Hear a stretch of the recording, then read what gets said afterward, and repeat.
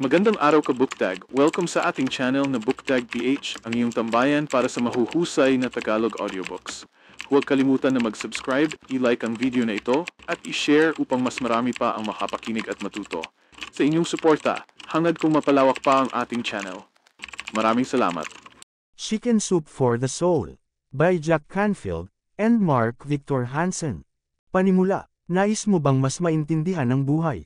Gusto mo bang marinig ang mga karanasan ng ibang tao? O baka naman interesado kang matutunan kung paano maging mas mabuting tao? Bihirang maging katulad ng inaakala natin ng buhay. May mga araw na tila napakahirap, habang ang iba na may tila espesyal. Para sa karamihan, ang buhay ay isang malawak na misteryong puno ng mga tanong na walang kasagutan. Ngunit ang pagtuklas ng kagandahan sa mga hindi tiyak na bagay sa buhay ang siyang nagbibigay dito ng kahulugan.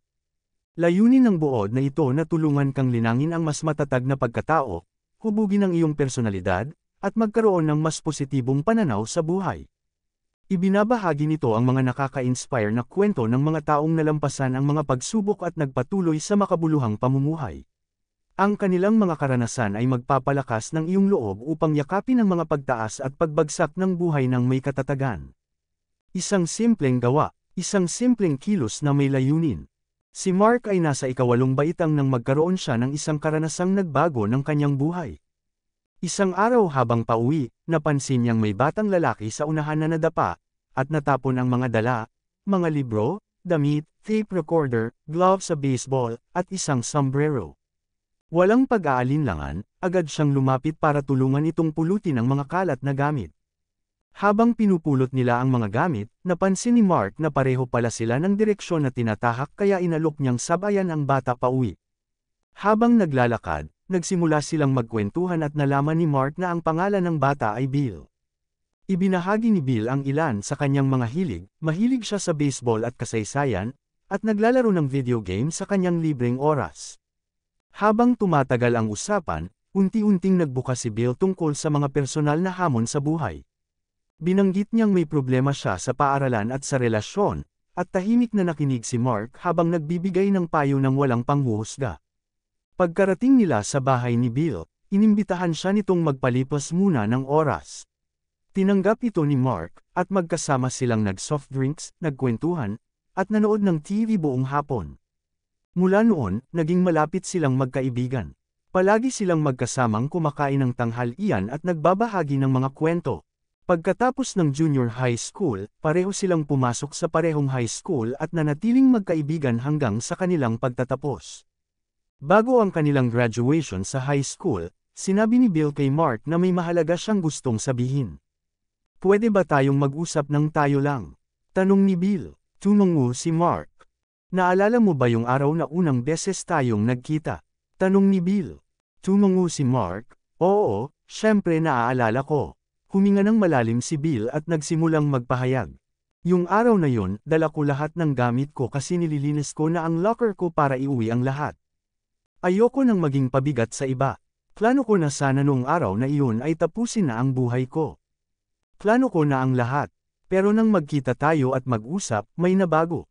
Pinaramdam mo sa akin na baka may saysay pa ang mabuhay. Hindi mo lang ako tinulungan sa mga gamit ko, Mark. Tinulungan mo akong muling makakita ng dahilan para magpatuloy. Gusto kong magpasalamat sa iyo. Maaaring hindi mo kailanman maintindihan kung gaano kalaki ang nagawa mo para sa akin. Pero binigyan mo ako ng pag-asa noong oras na pinakakailangan ko ito." Manghang-mangha si Mark sa narinig, naisip niya ang laki ng epekto ng kanyang simpleng ginawa. Hindi lang siya basta tumulong, nailigtas niya ang isang buhay. Pinatunayan nito na minsan, ang maliliit na kabutihan ay may pinakamalalim na epekto. Ang hukom na mahilig yamakap. Ang kaibahan ng yumayakap na hukom. Si Lee Shapiro ay kilala bilang the hugging judge o ang yumayakap na hukom, dahil naniniwala siya sa kapangyarihan ng pagmamahal at paglalambing. Isa siyang retiradong hukom sa Estados Unidos na ginawa niyang layunin sa buhay ang pagpapalaganap ng kabutihan sa pamamagitan ng simpleng pagyakap. Maging ang kanyang sasakyan ay may bumper sticker na nagsasabing, "Don't bug me, just hug me." Huwag mo akong istorbohin, yakapin mo na lang ako. Ilang taon na ang nakalipas, gumawa si Lee ng isang espesyal na kit na tinawag niyang Hugger Kit. Sa loob nito ay may maliliit na pulang puso na may nakasulat na mensahe na, "A heart for a hug." Isang puso para sa isang yakap, na ibinibigay niya sa mga taong niyayakap niya bilang alaala. Habang lumalaganap ang kanyang reputasyon, naging popular si Lee bilang tagapagsalita sa mga seminar at convention kung saan hinihikayat niya ang iba na isabuhay ang walang kondisyong pagmamahal. Ngunit hinamon siya ng lokal na media sa San Francisco. Sinabi ng ilan na gumagana lang daw ang Hugger Kit dahil supportive na ang mga tao sa kanyang mga event. Nagduda sila kung uubra ba ito sa tunay na mundo. Tinanggap ni Lee ang hamon. Sumama siya sa lansangan ng San Francisco kasama ang isang TV crew upang subukang yakapin ang mga estranghero. Una niyang nilapitan ay isang babaeng may dalang grocery. "Hello," sabi niya. "Ako si Liz Shapiro, ang yumayakap na hukom. Maaari ba kitang yakapin kapalit ng pusong ito?" Masayang pumayag ang babae, at sila'y nagyakap. Ngunit hindi na-impress ang TV crew. "Masyado namang madali," sabi nila. "Karaniwang tao lang siya." Kaya't lumapit si Lee sa isang pulis na kasalukuyang nagbibigay ng parking ticket at nakikipagtalo sa isang motorista. "Sa tingin ko, kailangan mo ng yakap ngayon," sabi ni Lee. "Ako si Liz Shapiro, ang yumayakap na hukom. Gusto kitang yakapin." Sa ikinagulat ng lahat, pumayag ang pulis. Binigyan siya ng TV crew ng huling hamon, yakapin ang isang driver ng pampublikong bus sa San Francisco na kilalang masungit at madaling magalit. Nilapitan ni Lee ang driver sa bus stop. "Hello," sabi niya. "Ako si Liz Shapiro, ang yumayakap na hukom. Isa ka sa may pinaka-stress na trabaho sa mundo. Nag-iikot ako para magbigay ng yakap at magpasaya ng araw ng iba. Gusto mo ba ng yakap?" Sumagot ang matangkad, balbas sarado at mukhang istriktong driver. "Bakit hindi?" Sabay yakap ng mahigpit kay Lee. Namangha ang buong TV crew. "Hindi ka panipaniwala," sabi ng host. "Talagang na-impress ako." Isang araw, inimbitahan si Lee ng kanyang kaibigang si Nancy Johnston, isang profesional na clown, na bumisita sa isang care facility para sa mga taong may kapansanan. Hinihikayat siyang dalhin ang Hugger Kit at makipagkita sa mga pasyenteng may paralysis, malubha ang karamdaman, o may mental disability. Dumating sila sa pasilidad na may dalang mga lobo, party hats, at merienda upang pasayahin ang mga pasyente. Tinulungan sila ng mga doktor at nurse na makisalamuha sa bawat isa, nagbigay sila ng yakap at mabubuting salita. Punong-puno ng saya ang lugar habang nililibot nila ito, nagbibigay ng init at halakhak. Hanggang sa narating nila ang huling ward kung saan naroon ang mga pasyenteng may pinakamatitinding kondisyon. Nakakaantig ang kanilang kalagayan, ngunit determinado sina Lee at Nancy na maghatid ng pagmamahal.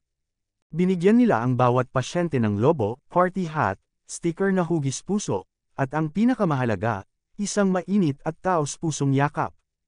May isa na lang natitirang pasyente, si Leonard.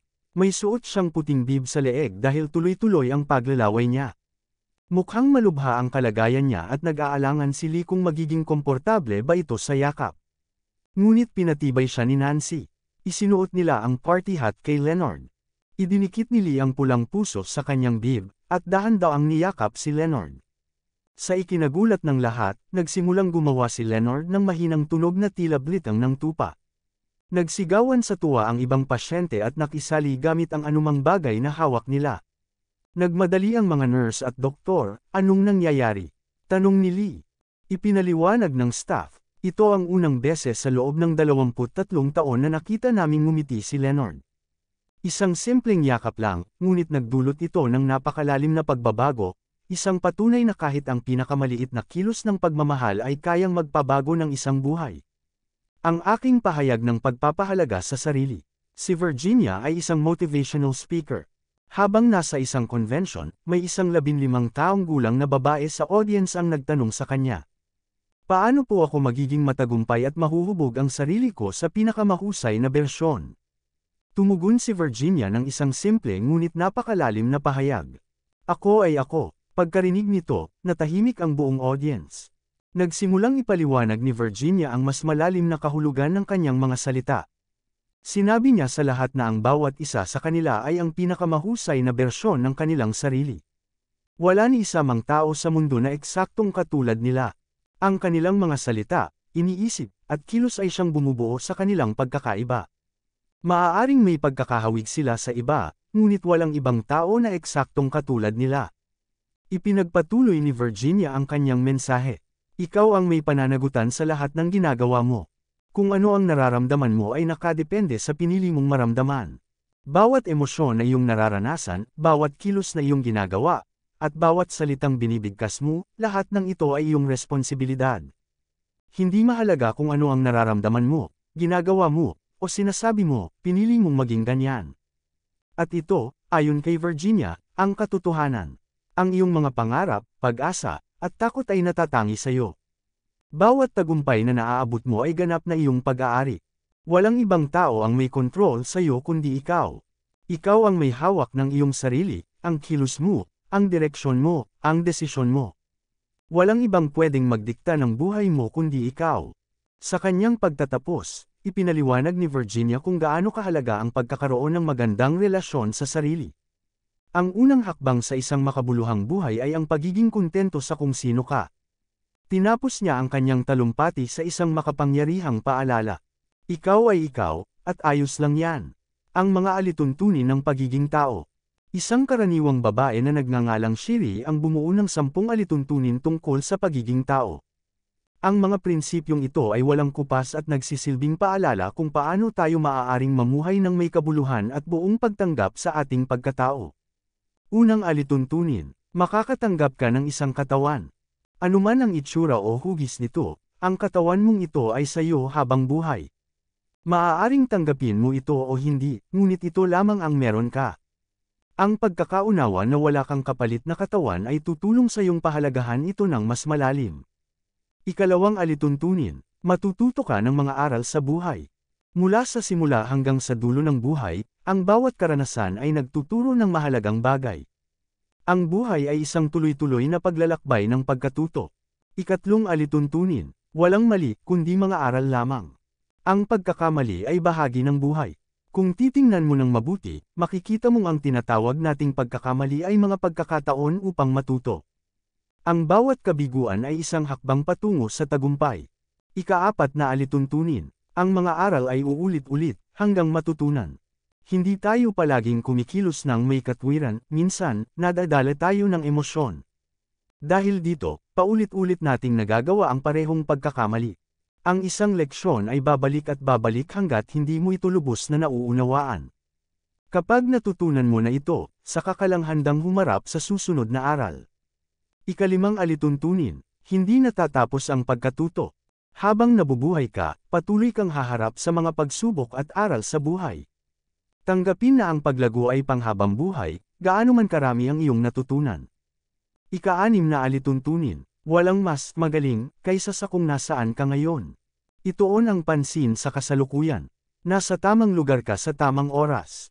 Pahalagahan mo ang kung anong meron ka ngayon, sa halip na hintayin ang hinaharap na baka hindi naman mas maganda. Ika-7 alituntunin, ang iba ay salamin ng iyong sarili. Ang mga taong nakapaligid sa iyo ay refleksyon ng bahagi ng pagkatao mo. Kung may mabuting relasyon ka sa iyong sarili, magiging madali rin ang pagkakaroon ng mabuting relasyon sa iba. Ika-8 alituntunin, ang kailangan mo ay nasa loob mo na. Nasa iyo na ang lahat ng bagay na kailangan mo. Hindi mo kailangang hanapin sa iba ang iyong halaga o kakayahan. Nasa loob mo na ang yaman, ang mahalaga ay kung paano mo ito ginagamit. Ika-9 na alituntunin, nasa iyong mga karanasan ang mga kasagutan. Magtiwala sa mga aral ng buhay upang gabayan ka. Hanapin ang mga sagot mula sa loob mo, at tandaan. Ang bawat karanasan ay may ambag sa iyong pag-unawa. Ika-10 alituntunin, makakalimutan mo ang lahat ng ito. Bilang mga tao, natural lang na nakakalimot tayo sa mga katotohanan ito. Kaya balik-balikan ang mga alituntuning ito, ulit-ulitin mo hanggat tuluyang maging bahagi ito ng iyong pagkatao. Ang mga alituntuning ito ay paalala upang buong pusong yakapin ang buhay, matuto sa bawat karanasan, at pahalagahan ang paglalakbay ng pagiging isang tunay na tao. Ang kung ano ka, ay kasing halaga ng kung sino ka. Ang kung ano ka ay kasing halaga ng kung ano ang ginagawa mo. Si Bobby Lewis ay isang ama na may 2 anak na lalaki, Michael at Kurt. Si Michael, na 3 taong gulang pa lamang, ay nangangarap maging abogado paglaki niya, habang si Kurt, na 7 taong gulang, ay gustong maging doktor. Isang hapon, napagpasyahan ni Bobby na isama ang kanyang mga anak upang maglaro. Pumunta sila sa isang golf park, at bago makapasok, kailangan munang bumili ng ticket. Lumapit si Bobby sa ticket counter at nagtanong, magkano po ang ticket? Sumagot ang lalaking namamahala, 3 piso para sa matatanda at sa mga batang mahigit 6 na taong gulang. Libre ang mga 6 pababa. Kumuha si Bobby ng 6 na piso mula sa kanyang pitaka at iniabot ito sa lalaki. Sabi niya, si Michael ay 3 taong gulang at si Kurt ay 7. Heto ang 6 na piso. Nabigla ang lalaki sa counter at nagsabi, pwede mo naman sabihing 6 na taon lang ang anak mong matanda, hindi ko rin naman malalaman. Sayang din ang 3 piso. Ngunit mahinahon na nagpaliwanag si Bobby. Totoo, hindi mo malalaman. Pero ang mga anak ko, alam nila.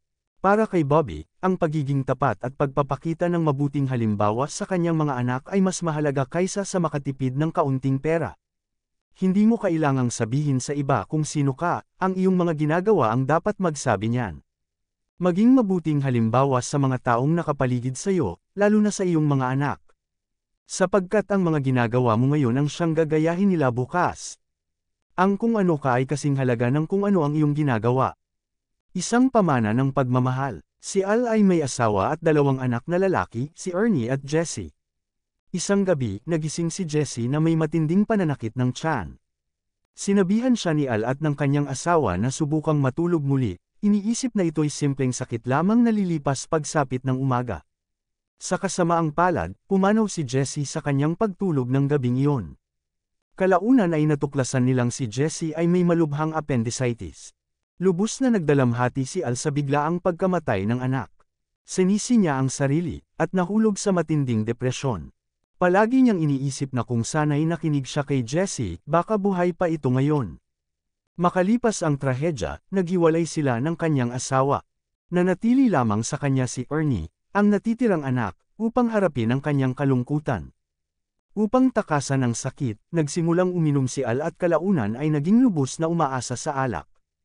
Lumipas ang mga taon at nawala sa kanya ang lahat ng meron siya noon, ang kanyang bahay, mga ari-arian, at katatagan. Lulubog sa kawalan ng pag-asa, nagpasya siyang tapusin ang kanyang buhay. Natagpuan ang kanyang bangkay sa isang silid ng motel, isang trahedyang wakas ng kanyang kwento. Nang marinig ni Bobby G, isang kilalang manunulat at tagapagsalita, ang kwento ni Al, naramdaman niya ang halong galit at lungkot. Paano nagawang tapusin ng isang tao ang kanyang buhay nang walang naabot na makahulugang bagay? Para sa kanya, tila ito'y sayang na buhay. Ngunit di naglaon, nagkaroon siya ng pagkakataong makilala si Ernie, ang natitirang anak ni Al. Laking gulat niya, si Ernie ay isang mabait, maunawain, at mapagmalasakit na tao, malayo sa kanyang inaasahan. Inakala ni Bobby na ang pagpapalaki ng isang ama na may problema sa alak ay magbubunga ng galit o pagiging mapagkimkim. Litong-lito sa ugali ni Ernie, nagpasya si Bobby na tanungin siya. Ernie, panimula niya, nalilito talaga ako. Lumaki kang mag-isa kasama ang isang ama na nakikipaglaban sa alkoholismo. Hindi ka ba nagtanim ng sama ng loob o galit sa mundo? Paano ka naging ganito kabait at mapagbigay sa kapwa? Sumagot si Ernie, palagi kong nakita ang tatay ko bilang isang mapagmahal na tao. Hindi niya kailanman ipinadama sa amin na hindi kami mahal. Bagamat may mga pagkakamali siya, gabi-gabi niya akong niyayakap at sinasabihang mahal niya ako. Yun ang natatandaan ko. Napahinto si Bobby sa gulat at pagkamangha. Napagtanto niyang nagkamali siya sa paghusga kay Al. Hindi nasayang ang buhay ni Al. Sa kabila ng kanyang mga pagkukulang, nagawa niyang maging isang mapagmahal na ama. At sa pamamagitan ng pagmamahal na iyon, napalaki niya si Ernie bilang isang mabuting tao. Iniwan ni Al ang isang pamana ng pagmamahal. Ang kamay. Ang pagmamahal ng kamay. Isang kwento tungkol sa isang kakaiba ngunit makahulugang iginuhit ng isang batang nasa unang baitang ay minsang nailathala sa isang pahayagan noong malapit na ang Thanksgiving. Sa isang klase ng mga first grader, tinanong ng kanilang guro ang mga estudyante kung ano ang bagay na nagpapasalamat sila, at pinagawa sila ng guhit na sumisimbolo ng pasasalamat. Hindi gaanong nag-expect ang guro ng malalim na sagot, dahil ang karamihan sa mga batang ito ay mula sa mga mahirap na pamilya, at maaaring wala silang gaanong ikinasasaya o pinasasalamatan. Inakala ng guro na karamihan sa kanila ay magguguhit ng pabo o pagkain. Ngunit nabigla siya nang makita ang guhit ng isang batang lalaki na ang pangalan ay Douglas. Iginuhit ni Douglas ang isang payak na bukas na palad, isang kamay. Nalito ang buong klase. Kanino kaya ang kamay na iyon? May isang estudyante ang nagsabing baka kamay daw ito ng Diyos na nagbibigay sa kanila ng pagkain. Ang isa naman ay nagsabing baka ito'y kamay ng magsasaka na nag-aalaga ng pabo. Habang ang ibang bata ay bumalik sa kanilang pagguhit, dahan-dahang lumapit ang guro sa mesa ni Douglas at tahimik na nagtanong. Kanino ang kamay na ito, Douglas? Mahinang sumagot si Douglas. Kamay mo po, teacher. Naalala ng guro kung paanong madalas niyang hawakan ang kamay ni Douglas tuwing may mga aktibidad o simpleng lakad sa loob ng paaralan. Si Douglas ay isang tahimik, mahiyain, at tila marupok na bata na madalas mapag-isa. Hinahawakan din ng guro ang kamay ng ibang estudyante paminsan-minsan. Ngunit para kay Douglas, ang simpleng pagkilos na iyon ay may espesyal na kahulugan. Napagtanto ng guro na ang Thanksgiving ay hindi lamang tungkol sa pasasalamat sa mga bagay na materyal, kundi higit sa lahat, ay sa mga maliliit ngunit makabuluhang kilos ng kabutihan na naibibigay natin sa kapwa. Ang guhit ni Douglas ay paalala na minsan, ang pinakamaliit na kilos ng pagmamahal at suporta ay siyang may pinakamalalim na kahulugan. Sa palagay ko, kaya ko. Isang araw, ang 5 taong gulang na si Rocky Lyons ay naglalakbay kasama ang kanyang ina na si Sai sakay ng isang truck habang binabaybay nila ang Alabama. Habang nasa biyahe, nakatulog si Rocky sa harap ng upuan, iniunat ang kanyang mga paa sa kandungan ng kanyang ina. Si Sai ay maingat na nagmamaneho habang tumatawid sa isang tulay nang biglang tumama ang gulong sa isang lubak, dahilan upang mawala ng balanse ang truck at madulas palapit sa gilid ng daan. Dahil sa takot na mahulog sila sa bangin, sinubukan ni Sai na bawiin ang kontrol ng sasakyan, pinaandar niya ang gas at pinihit ang manibela. Ngunit naipit ang binti ni Rocky sa pagitan niya at ng manibela, kaya't naging imposible para kay Sai na makapagmaneho ng maayos. Bumagsak ang truck 20 talampakan pababa sa isang bangin. Sa lakas ng pagbangga, nagising si Rocky sa gulat. Naguguluhan, tinanong niya ang kanyang ina kung ano ang nangyari. Si Sai ay malubhang nasugatan, ang kanyang mukha ay tumama sa gear stick, nagdulot ng malalalim na sugat, at lumalabas na ang buto sa kanyang braso. Halos hindi na siya makagalaw. Nakakagulat, walang galos si Rocky. Determinado siyang tulungan ang kanyang ina, kaya't umakyat siya palabas ng wasak na sasakyan at sinubukang hilahin palabas si Sai. Habang nawawala ng malay si Sai, sinabi niya, "Hayaan mo na akong matulog." Ngunit hindi pumayag si Rocky. Nagtagumpay siyang mailabas ang kanyang ina mula sa truck at nais sanang maghanap ng tulong, ngunit hindi siya pinayagan ni Sai na umalis mag-isa. Sa halip, nagsimula silang gumapang paakyat pabalik sa kalsada, nagsasandalan sa isa't isa, pulgada kada pulgada. Si Sai ay halos mawalan na ng lakas sa matinding sakit at muntik ng sumuko. Ngunit hindi siya iniwan ni Rocky. Patuloy siyang hinikayat ni Rocky, pinaalala sa kanya ang kwento ng The Little Engine That Could, ang maliit na tren na paulit-ulit na nagsasabing, "I think I can, I think I can." Sabi ni Rocky, "Alam kong kaya mo ito, Mommy. Alam kong kaya mo." Sa wakas, narating nila ang gilid ng kalsada. Umiyak si Rocky habang nakatingin sa duguan na mukha ng kanyang ina, ngunit nanatili siyang matatag, at nagtaas ng kamay upang ihinto ang mga dumaraang sasakyan. Hanggang sa may isang truck ang huminto at tumulong. Ang katapangan ni Rocky ay naging usap-usapan sa buong bansa. Ngunit para sa kanya, iyon ay natural lang na gawin ng sinumang anak sa ganong sitwasyon. Si Sai ay labis ang pasasalamat at pagmamalaki sa kanyang anak. Alam niyang kung hindi siya pinatatag ni Rocky, baka hindi siya nakaligtas. Ang kwento ng 3-3-3. Ang may akda na si Bob Proctor ay dumalo sa isang weekend forum sa Toronto nang biglang tumama ang isang malakas na tornado sa lungsod ng Barrie, na nagdulot ng malawakang pinsala at pagkasawi ng buhay. Habang pauwi, nadaanan ni Bob ang Barrie at nakita niya ang kalunos-lunos na tanawin, mga wasak na bahay at sasakyang nagkakahiwa-hiwalay sa lansangan. Ang vice-presidente ng Telemedia Communications na si Bob Templeton ay nakakita rin ng epekto ng bagyo at nagpasya siyang tumulong sa mga taga-Barrie gamit ang kanilang radio station. Sa isa pang seminar, lumapit si Templeton kay Bob Proctor at ipinahayag ang kanyang layunin na makapagbigay tulong sa mga nasalanta. Tinawag ni Templeton ang kanyang mga empleyado sa opisina, at isinulat niya sa whiteboard ang 3 malalaking 3. Pagkatapos ay nagtanong siya, Gusto nyo bang makalikom ng $3 million sa loob lamang ng 3 oras, sa loob ng 3 araw ng negosyo? Tahimik ang buong silid, maraming nagduda kung posible ito. Para sa karamihan, tila hindi makatotohanan ang kanyang mungkahi. Ngunit nilinaw ni Templeton, hindi ko kayo tinatanong kung kaya ba natin ito, o kung dapat ba natin itong gawin. Ang tanong ko, gusto nyo ba itong gawin?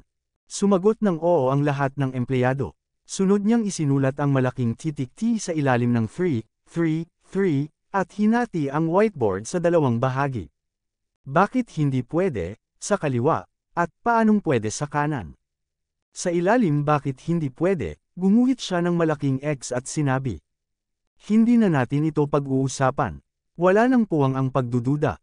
Pagkatapos ay sinimulan niyang isulat ang mga ideya ng kanyang mga empleyado sa paano pwede na bahagi. May isang empleyado ang nagmungkahi ng nationwide radio broadcast. Ngunit ang saklaw lamang ng telemedia ay sa Ontario at Quebec. May isa namang nagpanukala na isama sa programa ang mga kilalang Canadian broadcasters na sina Harvey Kirk at Lloyd Robertson bilang anchors. Ngunit maraming nag-alinlangan dahil TV personalities ang dalawa, hindi sila pang radyo. Sa kabila ng mga hadlang, nag-set sila ng meeting para sa Biyernes. Pagsapit ng Martes, naayos na nila ang isang espesyal na 3 oras na radio program para sa mga biktima ng bagyong tumama sa Barrie. Nagtagumpay silang maimbitahan sina Harvey at Lloyd, at ang programa ay naipalabas sa 50 radio station sa buong Canada. Sa huli, nakalikom sila ng $3 million na donasyon mula sa iba't ibang bahagi ng bansa. Ang kwentong ito ay patunay ng kapangyarihan ng pagtutok sa paano pwede, imbes na malunod sa mga dahilan ng bakit hindi pwede. Kapag ang tanong mo ay, paano natin magagawa, nagbubukas ito ng daan tungo sa tagumpay. Ang lalaki na hindi marunong magbasa, si John Corcoran ay nahirapan sa dyslexia mula pagkabata. Sa kanyang paningin, ang mga letres sa pahina ay tila nagkakagulo at nagsasayaw, dahilan upang maging imposible para sa kanya ang magbasa. Sa paaralan, tahimik lang siyang nakaupo, hindi maintindihan ng mga aralin sa paligid niya. Noong panahong iyon, hindi pa gaanong kilala ang dyslexia bilang isang learning disability, kaya si John ay madalas tawaging bobo. Pinarurusahan siya ng kanyang mga guro kapag hindi siya makabasa o makapagsulat. Ipinapatayo siya sa harap ng klase at pinipilit basahin ang nasa pisara, ngunit wala siyang magawa kundi titigan ito ng walang naintindihan, punong-puno ng hiya. Taon-taon, ipinapasa siya ng mga guro pero laging pinakamababang grado, at walang sinumang nagtangkang turuan siya ng maayos. Sa high school, nakaisip si John ng pansamantalang paraan para maitago ang kanyang problema. Sumali siya sa basketball team, naging MVP, prom king, at nakarelasyon pa ang pinakamatalinong babae sa klase. Nang siya'y nagtapos, masayang tinanong siya ng kanyang ina kung anong kolehiyo ang papasukan niya. Ngunit si John ay walang tiyak na plano, hindi siya marunong magbasa, kaya tila imposibleng pumasok sa kolehiyo.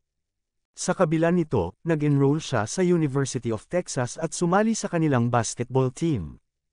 Habang nag-aaral, pinipili niya ang mga klase na may multiple choice exams imbes na mga essay. Nagkukunwari siyang nagsusulat ng notes sa klase, pero palihim siyang humihingi ng tulong sa iba. Araw-araw din siyang nagdarasal sa simbahan, humihiling na sana'y matapos niya ang kanyang pag-aaral. Pagkalipas ng ilang taon, nagtapos siya sa kolehiyo at naging isang guro. Bilang guro, pinababasa niya ang kanyang mga estudyante ng libro, habang siya naman ay gumagamit ng template na may butas para madaling ma-check ang exams nang hindi kinakailangang magbasa. Sa kabila ng tagumpay, nakaramdam si John ng pagkakulong at matinding kalungkutan. Sa tuwing weekend, nakahiga lang siya't nakatitig sa kisame ng maraming oras. Hanggang sa makilala niya si Kathy, isang dating top student at nurse. Nang sabihin ni John na hindi siya marunong magbasa, akala ni Kathy ay nagbibiro ito. Ngunit napagtanto niyang totoo ito nang makita niyang hirap si John basahan ang kanilang 2 taong gulang na anak ng kwento. Si Kathy ang naging taga-basa at taga-fill up ng lahat ng forms ni John. Ngunit sa edad na 28, nag-loan si John ng $2,500 at nagsimulang bumili at mag-ayos ng paupahang bahay. Lumago ang kanyang negosyo, kinailangan niya na ng sekretarya, abogado, at accountant. Makalipas ang ilang buwan, sinabi ng kanyang accountant, "John, milyonaryo ka na." Tumawa si John, Hindi nga niya mabasa kung push o pull ang nakasulat sa pinto, madalas naghihintay kung aling CR ang panlalaki, pero isa na siyang milyonaryo. Noong 1982, bumagsak ang negosyo. Umalis ang mga nangungupahan, umatras ang mga investor, at dumagsa ang legal na sulat na hindi niya mabasa. Araw-araw, nakikiusap siya sa mga banker at mga empleyado na huwag siyang iwan. Lagi siyang kinakabahan na baka tanungin sa korte. Mr. Corcoran, marunong ka bang magbasa? Sa edad na 48, ginawa ni John ang dalawang desisyong nagbago sa kanyang buhay. Isinangla niya ang bahay ng kanyang pamilya para sa huling loan. Pumunta siya sa library at umamin sa librarian. Hindi ako marunong magbasa, at napaiyak siya. Itinalaga siya sa isang tutor, isang 65 taong gulang na lola na may mahabang pasensya. Tinuruan siyang muli mula sa simula, gaya ng pagtuturo sa isang bata. Pagkalipas ng isang taon, natutong magbasa si John. Unti-unting bumangon muli ang kanyang negosyo. Inimbitahan siya sa isang conference para sa mga entrepreneur sa San Diego. Sa harap ng 200 negosyanteng matagumpay, ibinunyag niya ang kanyang lihim. Isang taon pa lang ang nakalilipas, ako ay isang illiterate. Itinalaga siyang kasapi ng Literacy Council ng San Diego, at bumiyahe sa iba't ibang estado sa Amerika, nagtatalumpati. Huwag nating sayangin ang oras sa pagsisi sa mga illiterate. Ang kailangan nila ay matutong magbasa at magsulat. Ang illiteracy ay isang anyo ng pagkakagapos. Ngayon, si John ay nagbabasa ng kahit ano, magazine, flyer, billboard, leaflet. Taas noon niyang ipinagmamalaki ang kanyang bagong kakayahan. At nakatuon siya ngayon sa pagbibigay inspirasyon sa iba, upang malampasan din nila ang sariling mga hamon. Maglaan tayo ng sandali, para tunay na makita, pahalagahan, at damhin ang kapangyarihan ng pagbabago. Maglaan ng sandali para tunay na makakita. May kasabihang kilala ng marami. Huminto ka at amuyin ang mga bulaklak. Isa itong paalala na sa gitna ng abalang buhay, dapat tayong maglaan ng sandali upang pahalagahan ang kasalukuyan. Marami sa atin ang nahuhulog sa bitag ng trabaho, problema, at pagmamadali, kaya bihira nating maranasan ang tunay na ngayon. Abala ang ating isip sa walang katapusang mga iniisip. Isa si Jeffrey sa mga taong ganoon. Isang araw, naipit siya sa traffic sa isang pangunahing kalsada sa California. Nagmamadali siya papunta sa isang importanteng business appointment. Habang naghihintay sa intersection, abala ang isip niya sa proposal na ihaharap niya sa kliyente. Naisip niyang kapag agad siyang umandar sa pag-go ng ilaw, baka umabot pa siya sa oras. Nakaabang ang paa sa gas, nang bigla niyang mapansin ang isang pamilyang tumatawid. Ang dalawang matatanda, na halatang mga magulang, ay kapwa bulag. May hawak silang tungkod sa isang kamay, habang mahigpit na hawak ang kanilang mga anak sa kabilang kamay. Ang ama ay ginagabayan ng isang batang lalaki, habang ang ina naman ay yakap-yakap ang isang sanggol sa kanyang dibdib. Napaisip si Jeffrey kung gaano kahirap ang mabuhay ng walang paningin, lalo na kung may alagang maliliit na bata. Tumatawid sila sa isang busy na 8-lane intersection, wala silang nakikitang dumadaang sasakyan. Nakakatakot iyon, ngunit sa sandaling iyon, isang kahangahangang tagpo ang nangyari. Tahimik ang lahat, kahit nag-green na ang ilan sa mga traffic lights, wala ni isang sasakyang umusad. Walang bumusina, walang sumigaw. Sa halip, tinulungan sila ng mga tao sa paligid, gamit ang kanilang mga boses. Kumanan ka ng kaunti, tama, konti pa. Dahan-daang inangkop ng mag-asawa ang kanilang hakbang, ginagabayan ng mga tinig ng mga estranghero. Hanggang sa makatawid silang ligtas sa kabilang panig. Bumuhos ang ginhawa sa dibdib ni Jeffrey, pati na rin sa mga taong nakasaksi. Tinignan niya ang driver sa katabing sasakyan, kitang-kita sa mukha nito ang pagkaantig ng damdamin. Tumagos ito sa puso ni Jeffrey. Napagtanto niyang kailangan din niyang huminto paminsan-minsan, at mamuhay ng ganap sa bawat sandali. Ang bawat karanasan sa kasalukuyan ay may dalang bagong kahulugan sa buhay. Natutunan niyang pahalagahan ang kanyang paningin, isang bagay na madalas ay nakakaligtaan nating ipagpasalamat. Habang iniisip niya ang hirap ng pagtawid ng walang paningin, naunawaan niyang ang lahat ng meron tayo ay umiiral sa kasalukuyan. Mula noon, nangako si Jeffrey na magiging mas present sa bawat sandali. At gamitin ang kanyang kakayahan upang makatulong sa iba. Kapag naglaan tayo ng sandali para tunay na makakita, madalas nating matutuklasan ang kamangha-manghang mga bagay. Dahil ang buhay ay puno ng mga himala, kung matututo lang tayong tumingin ng mas malalim. Conclusion. Una, natutunan mo ang kapangyarihan ng pag-ibig. Ang pagpapakita ng pagmamahal, pagbibigay ng oras, at malasakit sa kapwa, ito ang tunay na mahalaga sa buhay. Ikalawa, tinalakay mo ang kahalagahan ng pagmamahal sa sarili at tiwala sa sarili. Upang magtagumpay, hindi mo kailangang baguhin kung sino ka. Manatiling totoo sa sarili mo, at tanggapin na bahagi ng buhay ang magkamali. Ang mga pagsubok sa buhay ay mga leksyon, nasa sayo kung paano mo ito matututuhan. Ikatlo, napag-isipan mo ang tungkol sa pagiging magulang. Walang perpektong gabay sa pagiging magulang, lahat tayo ay nagkakamali. Ngunit mahalaga na magsilbing mabuting halimbawa para sa ating mga anak, upang matuto rin tayo kung paano haharapin ang parehong sitwasyon sa hinaharap. Ikaapat, naunawaan mo ang halaga ng pasasalamat, para sa lahat ng meron ka, malaki man o maliit. Madalas nating nakakalimutan na ang pinakamahalagang bagay sa buhay ay hindi nakikita ng mata, kundi nararamdaman ng puso.